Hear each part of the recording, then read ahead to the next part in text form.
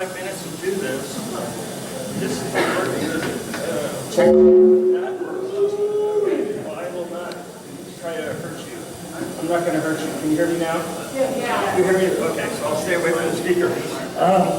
So I figured I only had 25 minutes, and some of that time was supposed to be some video and some photographs that I thought I sent to Don, and I have to apologize to Don that I didn't. I didn't succeed at my computer technology, so I will just have to wing it here in terms of showing you what I do with my spare time. When I was probably in the 4th grade, my grandfather played mandolin and guitar, and I was fortunate enough to get the guitar at that age, at 5th grade. My brother got the accordion, so I was really lucky. And because my grandparents lived with us, and we used to travel, not travel, but go to these Italian picnics. I'm first generation in the U.S., and so we'd have to learn, Take Me Back to Sorrento, O Sole Mio, and all these different songs. I got the guitar, my brother got the accordion, and they would drag us around the picnic, and my grandparents would say, play, play. So I was really fortunate that I had the guitar. That was like 1960 or 61, something like that. And then, but I have to say, this was my first guitar. Not this particular guitar, but this guitar here was made in America. It was made in Chicago by Montgomery Ward. This was made in 1963. And you see grain on the guitar, but that grain is not real grain. That's like spray painted. So it's going vertically. They make them horizontal too. And depending on if it was a Friday night or what mood the painter was in, the lines aren't necessarily straight. But anyway, this is a solid wood guitar, and these are the kind of guitars that you'd find in a garage sale. And when these were new, they were probably $27, $28, $30 maybe, with a chipboard case. Well, this one I bought a couple of weeks back at a private auction, and I paid $50 for this, but I scored because this guitar, as it is right now, is about a $600 guitar.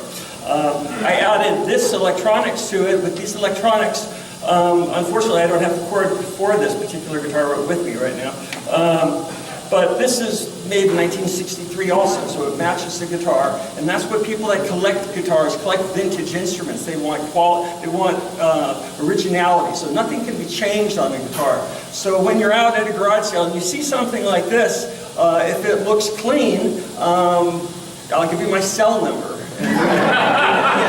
And then I'll help you out, because there are a lot of treasures out there, and I'm going to just go through a few of them. But anyway, this is just a cute little guitar, and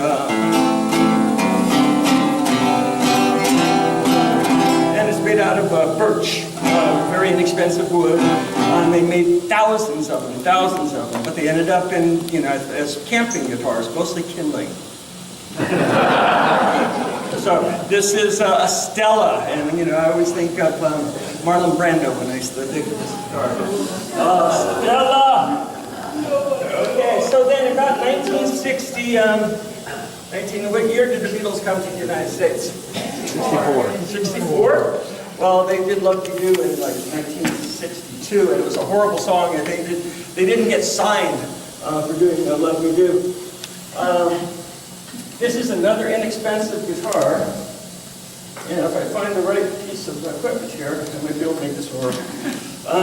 Back in the days of when the Beatles came and the British invasion, the Japanese companies started making instruments because they could make them a lot cheaper, and it turned out that they made millions of them. And so this is another example. This was made in like 1964 by Silvertone, which is really Sears. Sears Roebuck was like one of the major distributors of electric guitars, and I used to lock myself in my room or the bathroom, and either I was the lingerie or the guitars.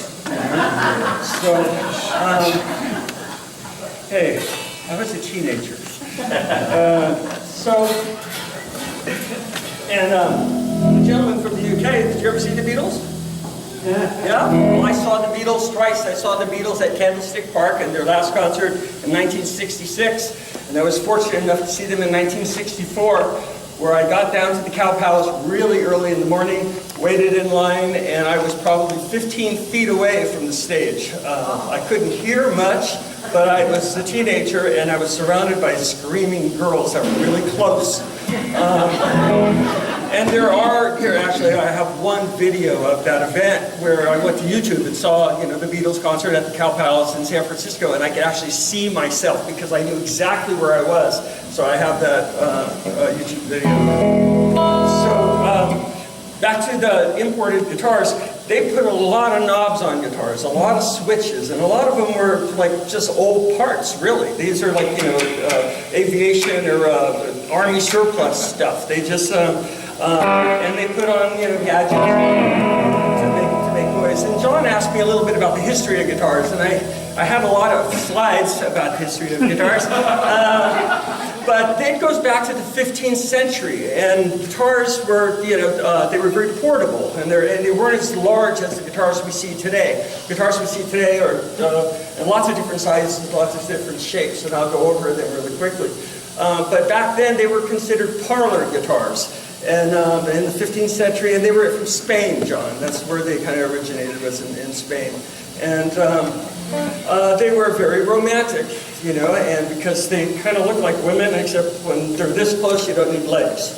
So that's kind of...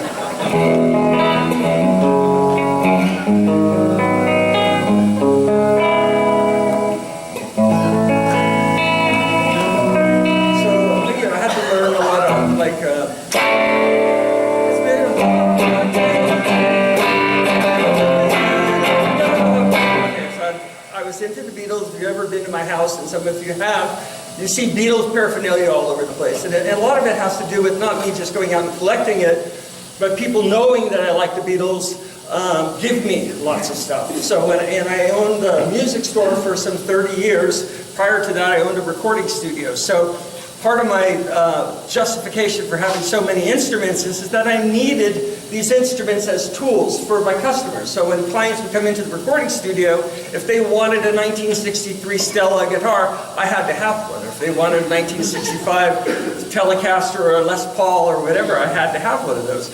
The hard part was convincing my wife Pam that I needed these things because the studio got crowded and everything ended up at my house. So I just said, imagine if you had a box of crayons and you were missing some crayons. That's what guitars are to me. They all have different colors, and they all have a different. They're very unique. Even though you have 10 of the same model, they are very different instruments.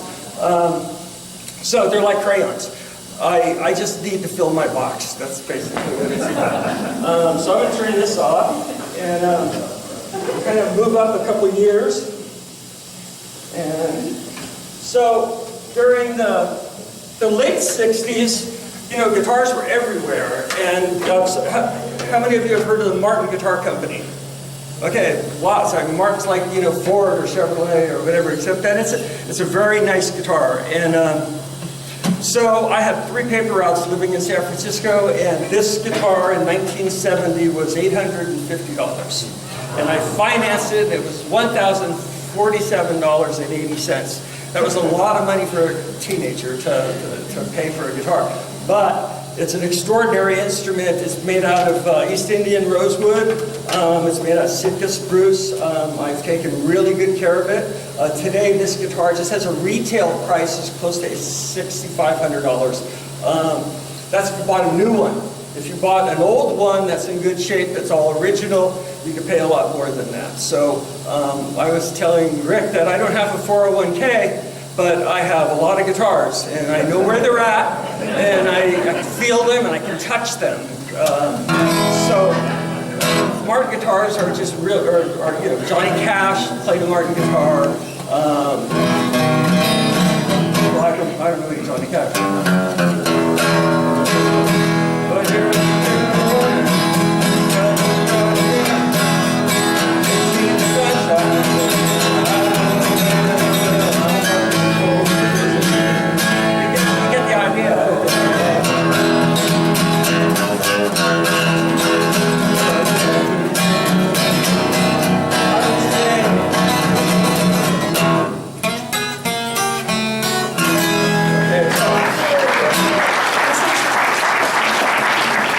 a Martin guitar, and you see that I have straps or strap buttons on it that are locks, so that I can't drop the guitar. A lot of times people put the guitar behind them, and then the next thing you hear is a crunch. And being in the guitar business for as long as I have, I've fixed lots of guitars for people that have dropped their guitars, and it's really sad. It's like child abuse to me to see these guitars come in and they're just trashed. So what else do I have here? Well, one of my favorite guitars. Oh, I'll have to go. We'll stay in the '60s here. So, marketing. I used to be the vice president of sales of marketing for a guitar company, a guitar manufacturer, and I understand why people buy guitars when they see other people play them. So when this album came out, everybody remember this album? Huh? Anybody know who that is? Well, I can tell I'm in the wrong room. Okay. This is Bob Dylan. Okay, this guitar that he's playing is a Gibson J200. That doesn't mean anything. It didn't mean anything to me either, except that I like Bob Dylan, and I saw that guitar, and I said, well, if I'm going to sound like Bob Dylan, I need a J200. So I went out and bought a J200. This is not the original one that I bought. This is kind of a special guitar. They only made 36 of this particular guitar. It's a rare guitar. Many of you know that I went through 4 cycles of chemotherapy back in the 90s, and when I finished my chemo and I was cured, I walked from Stanford over to Griffin Music in Palo Alto, and I bought this guitar as a present for myself. So again, this is made out of koa wood, and koa is from Hawaii. My favorite wood. My dog's name was Koa, and Marty's a Koa. Where's Marty? There's somewhere. Koa, extraordinary wood. Guitars are made out of hard wood. They have to be really hard. So koa is hard. Rosewood is hard. Mahogany is hard. The tops are made out of spruce and out of cedar, out of Engelmann citrus spruce, Italian alpine spruce. Very soft wood, but very straight grain and very light and stiff. And I've got some pieces of wood I can show you real quick. But anyway, Bob Dylan, let's see, a Dylan song, I don't know. Name a Dylan song, let's see.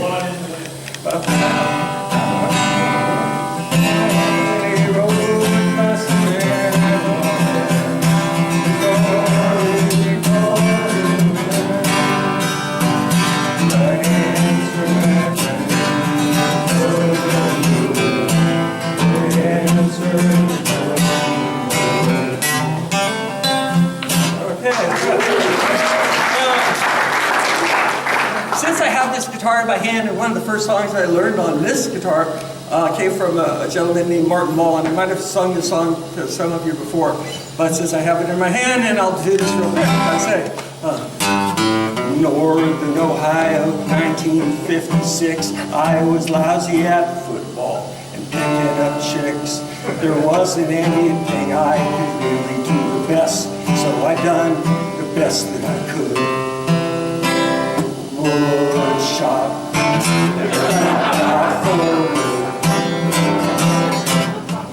I could send her on the lathe and I could make the varnish shine. The teacher couldn't make as good a lamp base as mine. My parents said they saw my home and said, "Hey, no Einstein, oh no, he's good." Wood shop, thank God for wood.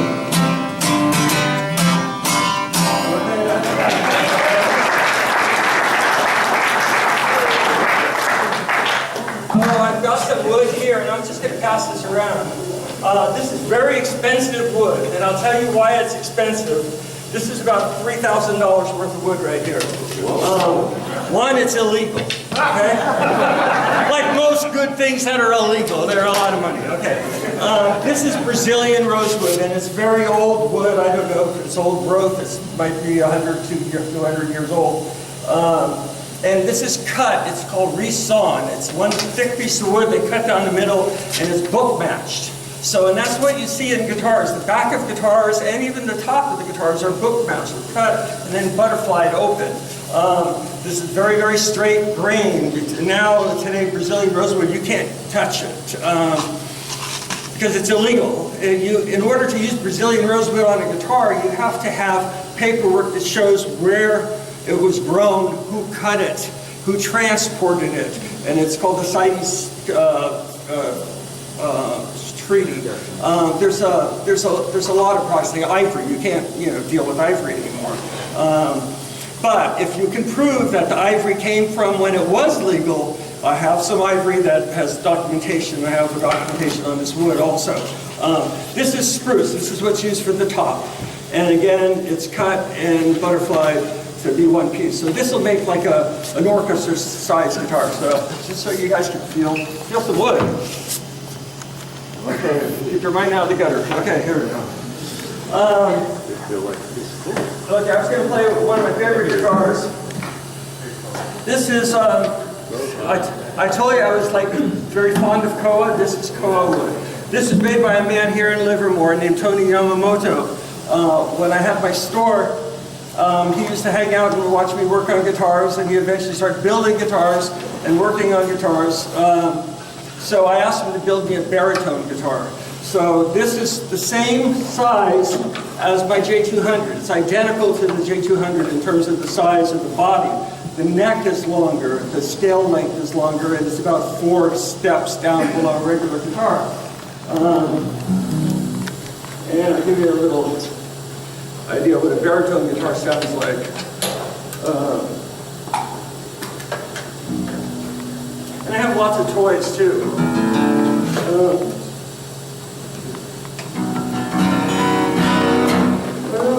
What's going on, Michael? Well, you're not going to have electricity here, but still there. We don't need it. Okay. I won't bother with that because I only have a couple more minutes. So, baritone guitar, you can hear how low that is.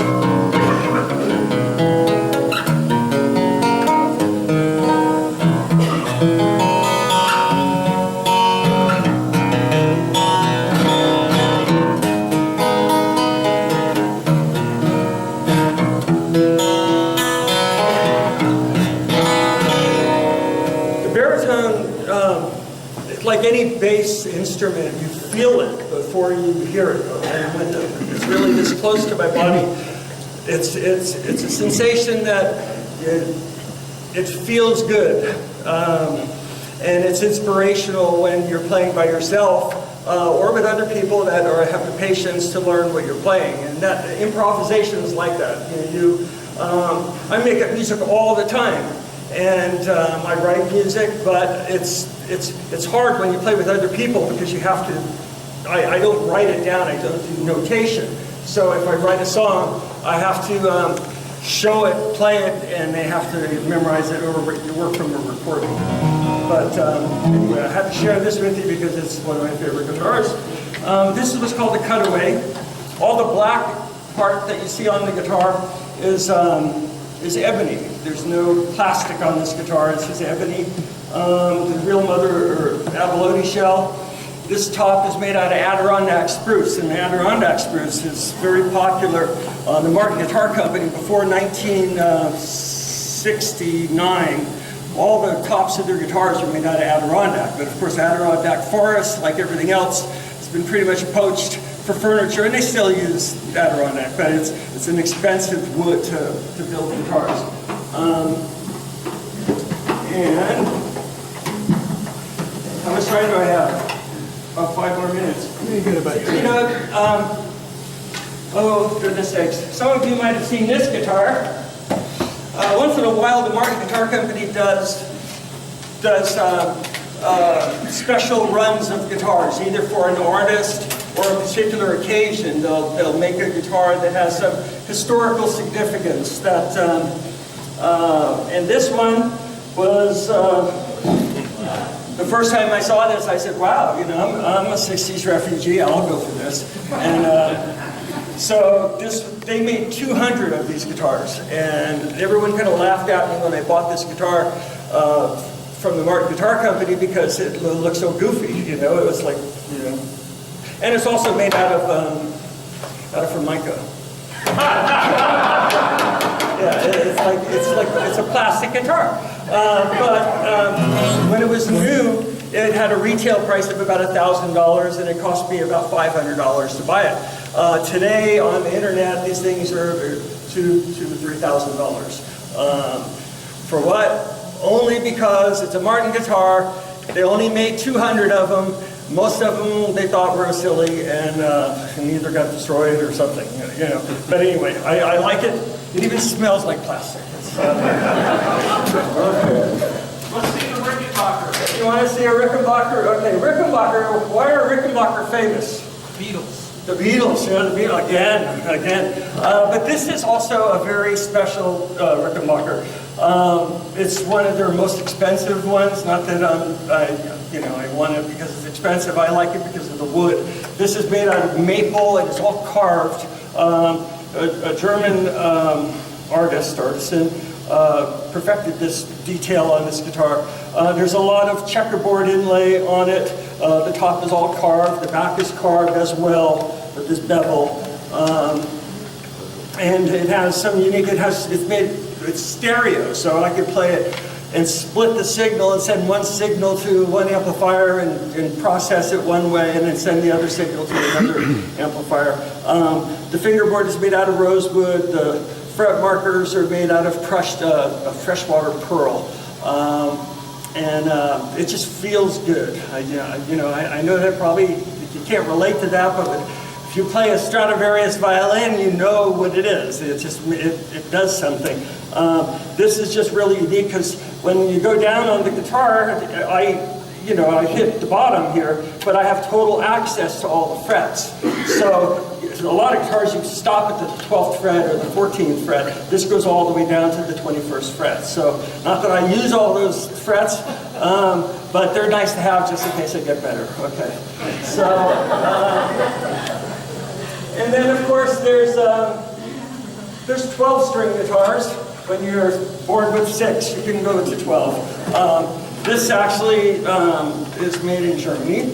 This is a Hofner guitar. Hofner is the brand that Paul McCartney used on his bass. It looked like a violin bass. But they made guitars too. And this isn't the best guitar, but it sounds big. So.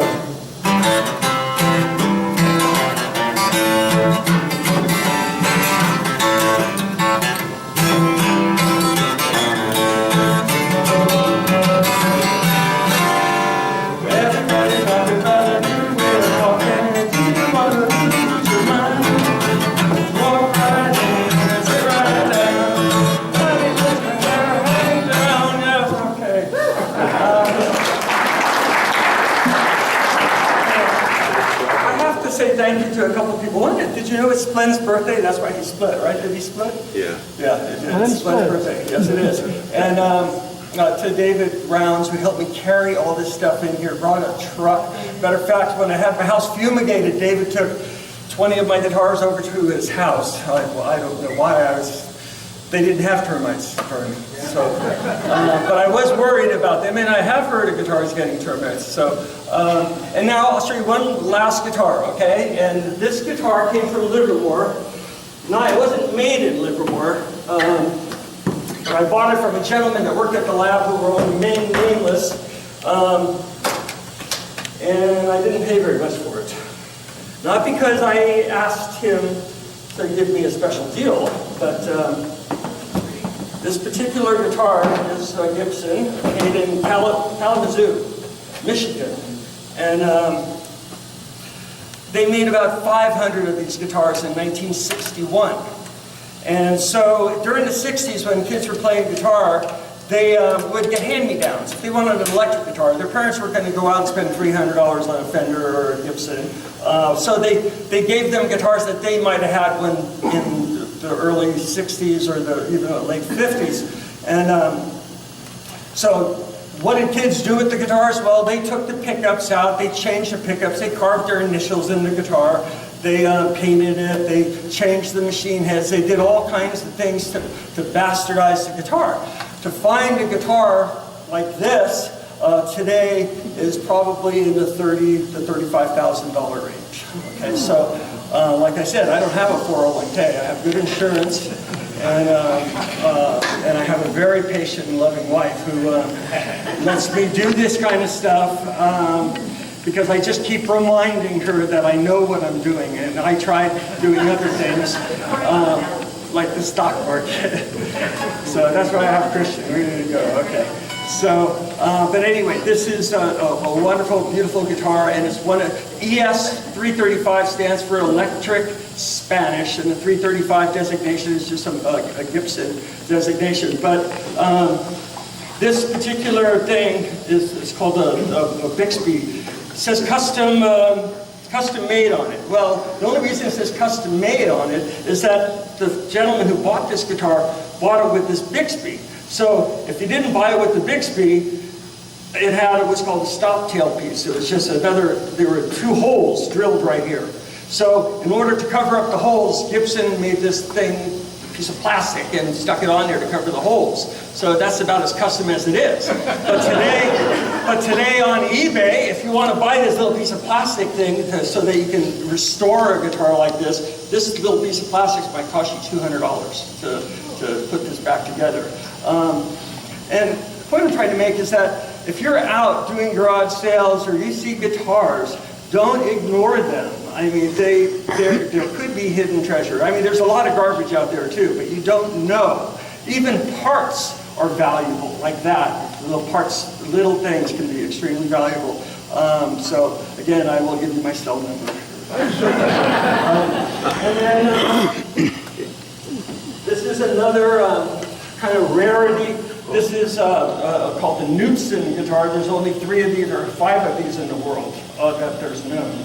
And this was from Hawaii from about 1919. And again, the koa wood. It has a hollow neck, and it's played with a bar like a Hawaiian guitar. So I know a lot about guitars. 25 minutes is not enough to dump on you guys. Even if I don't even know if you're interested, but you guys are paying attention. I want to say thank you to all of you to let me do this and to tolerate my singing. And I want to say thank you to Marty for inviting me to come and spread good news about guitars. And I think we're done. Are any questions? Quickly? Hey, Jerry. Oh, yeah.